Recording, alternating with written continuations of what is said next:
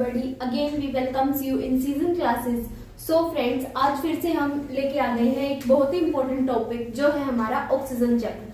So friends, without wasting time, let us start.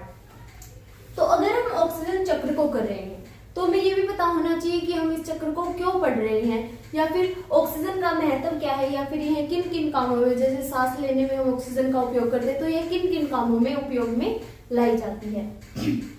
तो oxygen का महत्व है. ऑक्सीजन पृथ्वी पर मुक्तावस्था O2 में पाई जाती है. O2 यानी ऑक्सीजन गैस के रूप में पाई जाती है जिसमें हम सांस लेते हैं या फिर कोई भी वस्तु, किसी भी वस्तु का दहन होता है. बद्धावस्था में धातुओं और अधातुओं के ऑक्साइड. धातुओं और अधातुओं के ऑक्साइड कैसे होंगे? धातु का ऑक्साइड का हम एग्जांपल ले लेते हैं Na2O, और अधातुओं के ऑक्साइड जैसे हो गए CO2 कार्बन डाइऑक्साइड. वह कार्बोनेट, सल्फेट, नाइट्रेट आदि खनिजों में पाई जाती है. कार्बोनेट में भी आप देख सकते हैं ऑक्सीजन जुड़ी हुई है, ये एक यौगिक है. सल्फेट में भी आप देख सकते हैं ऑक्सीजन जुड़ी हुई है. नाइट्रेट में भी ऑक्सीजन जुड़ी हुई है. तो ये इन खनिजों में भी पाई जाती है. इसके अलावा ये है कार्बोहाइड्रेट्स, प्रोटीन, नाभिकीय अम्ल. नाभिकीय अम्ल हमारे डीएनएज, आरएनएज जो कि हमारे न्यूक्लियस में पाए जाते हैं.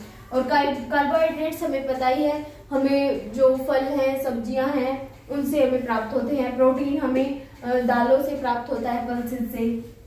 वह वसा इत्यादि यौगिकों का भी प्रमुख अंग है.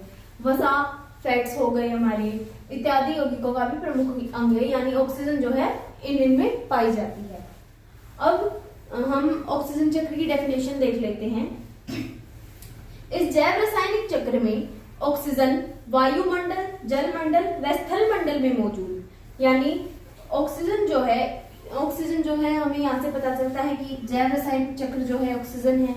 तो ऑक्सीजन वायुमंडल, स्थलमंडल और जलमंडल में मौजूद जैविक घटकों, जैविक घटक आपको पता है जो जीवित वस्तुएं हैं, और अजैविक घटक जो निर्जीव वस्तुएं हैं, उनसे होते हुए एक चक्र पूरा करती है जिसे हम कहते हैं ऑक्सीजन चक्र. तो फ्रेंड्स, वायुमंडल में जो ऑक्सीजन की मात्रा है वो 21% है, और नाइट्रोजन का जो प्रयोग है वो हम नाइट्रोजन की ऑक्साइड बनाने में भी करते हैं. तो अब हम देखते हैं कि ऑक्सीजन का जो है प्रयोग कहाँ कहाँ होता है. ऑक्सीजन का प्रयोग हम सांस लेने में करते हैं, यानी सभी वायवीय जीव जो है O2 की सहायता से सांस लेते हैं और ऊर्जा के साथ जो है CO2 का उत्सर्जन कर देते हैं, यानी CO2 को फिर से वायुमंडल में छोड़ देते हैं. तो श्वसन के द्वारा जो है ऑक्सीजन का उपयोग कर लिया जाता है. एंड उसके बाद आता है दहन. दहन मतलब दहन का मतलब होता है जलना. जब कोई भी वस्तु जलती है तो वो ऑक्सीजन के साथ जलती है. क्यों? इसके लिए हमारा एक फेमस एग्जांपल भी है कि अगर हम 2 मोमबत्तियां रख दें, एक के ऊपर अगर हम कांच का या फिर स्टील का ग्लास रख दें, तो जिस मोमबत्ती के ऊपर हमने ग्लास रखा है वो हमारी मोमबत्ती जल्दी बुझ जाएगी, क्योंकि उसमें जितनी ऑक्सीजन प्रेजेंट होती है ना ग्लास के अंदर, उसके साथ वो मोमबत्ती कुछ टाइम के लिए जलती रहती है. फिर जब उसमें ऑक्सीजन पूर्ण रूप से खत्म हो जाती है तो वो मोमबत्ती बुझ जाती है. बल्कि हमने जो दूसरी मोमबत्ती रखी थी जिस पर हमने कुछ भी नहीं रखा था, वो ऑक्सीजन के कांटेक्ट में रहती है, इसलिए वो ज्यादा टाइम तक जलती रहती है. तो जब वस्तुएं जलती हैं तो उसमें भी ऑक्सीजन का उपयोग होता है. थर्ड है हमारा नाइट्रोजन के ऑक्साइड बनाने में. नाइट्रोजन के भी ऑक्साइड बनते हैं और कार्बन के भी, एंड बहुत सारे और भी तत्व हैं जिनके ऑक्साइड बनते हैं ऑक्सीजन के द्वारा. नाइट्रोजन का हमने यहाँ पर लिया है, तो नाइट्रोजन में ये देखिए O, ये O डिनोट्स कर रहा है ऑक्सीजन को. तो इसमें नाइट्रोजन के साथ ये ऑक्सीजन जुड़ी हुई है, यहाँ पर भी ऑक्सीजन जुड़ी हुई है. ये है हमारा नाइट्रेट एंड ये है हमारा नाइट्राइट. तो इन प्रक्रियाओं में हमने देखा कि ऑक्सीजन का उपयोग कहाँ कहाँ होता है. अब हम यहाँ पे देख लेते हैं कि ऑक्सीजन फिर से वायुमंडल में किन प्रक्रियाओं के द्वारा जाती है. तो पहली प्रक्रिया है हमारी प्रकाश संश्लेषण. प्रकाश संश्लेषण आपने प्रीवियस क्लासेस में भी पढ़ा होगा कि जो पेड़ पौधे हैं वो हमारे द्वारा छोड़ी गई CO2 से अपना भोजन बनाते हैं. अपने भोजन के रूप में कैसे? वो कार्बोहाइड्रेट्स और प्रोटीन हमें प्रदान करते हैं, यानी फलों और सब्जियों के रूप में. तो प्रकाश संश्लेषण क्रिया करते टाइम वो क्या करते हैं? CO2 जो है हमारी कार्बन डाइऑक्साइड का उपयोग करते हैं. तो इसमें जो कार्बन होती है इसके साथ वो कार्बनिक अम्ल बना लेते हैं. फॉर एग्जाम्पल कार्बोहाइड्रेट्स, प्रोटीन, मैंने अभी आपको बताया भी था. और ऑक्सीजन को जो है फिर से वायुमंडल में छोड़ देते हैं। तो इस प्रक्रिया से जो है ऑक्सीजन फिर से वायुमंडल में चली जाती है। इसके जस्ट बाद आता है अपघटन।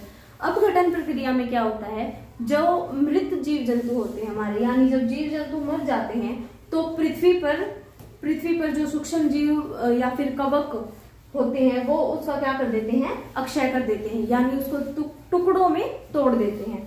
तो उसके अंदर जो भी यौगिक होते हैं, फॉर एग्जाम्पल H2O हो गया, H2O में भी ऑक्सीजन तो है ना, और CO2 हो गया, CO2 में भी ऑक्सीजन है, और चाहे वो खुद O2 ही क्यों ना हो, तो वो क्या करते हैं, ऑक्सीजन को फिर से वायुमंडल में छोड़ देते हैं।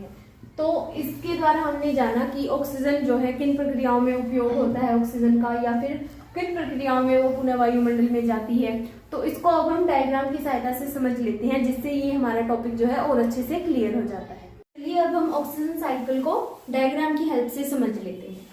अब यहाँ पे देखिए, वायुमंडल में ऑक्सीजन मुक्तावस्था में है, यानी O2 के रूप में है। इसके द्वारा सभी वायवीय जीवों ने श्वसन किया, यानी हमने सांस लिया, और सांस लेने में हमने ऑक्सीजन का तो उपयोग किया और ऊर्जा के साथ क्या किया, CO2 का उत्सर्जन कर दिया, यानी CO2 को वायुमंडल में छोड़ दिया।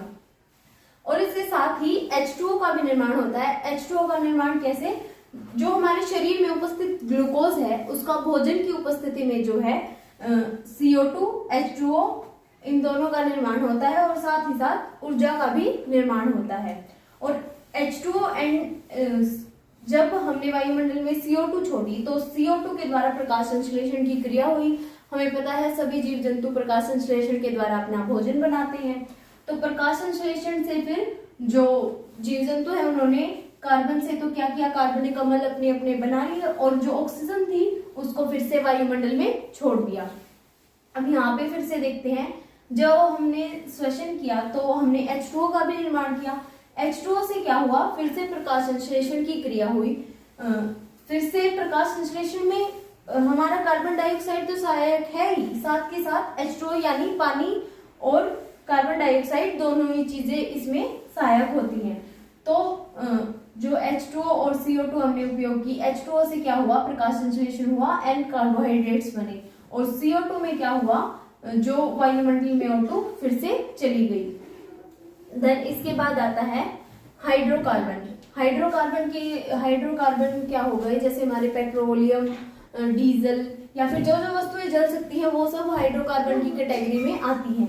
हाइड्रोकार्बन को जब हम जलाते हैं, जब उनका दहन होता है, तो जो CO2 है वो फिर से वायुमंडल में चली जाती है। दहन जब किसी भी वस्तु का होता है तो वो ऑक्सीजन के द्वारा तो उसका दहन होता है, एंड जब वो वस्तु जलती है तो वो कार्बन डाइऑक्साइड को फिर से वायुमंडल में छोड़ देती है। फिर से कार्बन डाइऑक्साइड के द्वारा प्रकाश संश्लेषण हुआ। प्रकाश संश्लेषण के द्वारा हाइड्रोकार्बन भी बने। हाइड्रोकार्बन कैसे बने, जो पेड़ पौधे हैं वो जब मिट्टी में मिल जाते हैं तो उनसे बहुत सारे, जैसे पेट्रोल, डीजल इत्यादि का सालों तक जब वो भूमि के नीचे दबे रहते हैं तो उससे भी हाइड्रोकार्बन बनते हैं, एंड देन ये प्रोसेस फिर से ऐसे ही चलती रहती है। और एक बात और इसमें याद रखने के लिए है, जो प्रकाश संश्लेषण है उससे कार्बोहाइड्रेट्स बने। कार्बोहाइड्रेट्स को मानव और जीव जंतुओं ने ग्रहण किया, सभी वायवीय जीवों ने जो है ग्रहण किया, और इसके बाद जो है फिर से श्वसन की प्रक्रिया होती है, एंड ये फिर से H2O एंड CO2 बनते हैं, और ये प्रक्रिया ऐसे ही चलती रहती है। और एक और हमने इसमें किया था कि वायुमंडल में जो ऑक्सीजन है उसका जो है सीधे रूप से अपघटन भी होता है। अपघटन कैसे, जब जो जीव जंतु है वो मर जाते हैं, मृत जीव जंतु जो होते हैं वो भूमि में मिल जाते हैं, और उनके अंदर जितने भी यौगिक के रूप में जो जितनी भी गैसें या फिर जितना भी यौगिक जो पाए जाते हैं, फॉर एग्जांपल H2O पाई जाती है, CO2 पाई जाती है, या फिर ऑक्सीजन पाई जाती है, वो फिर से जो है वायुमंडल में चली जाती है। तो यही प्रक्रिया फिर से ऐसे ही चलती रहती है। तो आई होप आपको ये ऑक्सीजन चक्र अच्छे से समझ में आ गया होगा। अगर आपको ये टॉपिक अच्छे से क्लियर हो गया हो तो प्लीज आप वीडियो को लाइक, शेयर एंड सब्सक्राइब जरूर कर दे। So thank you for attending the lecture.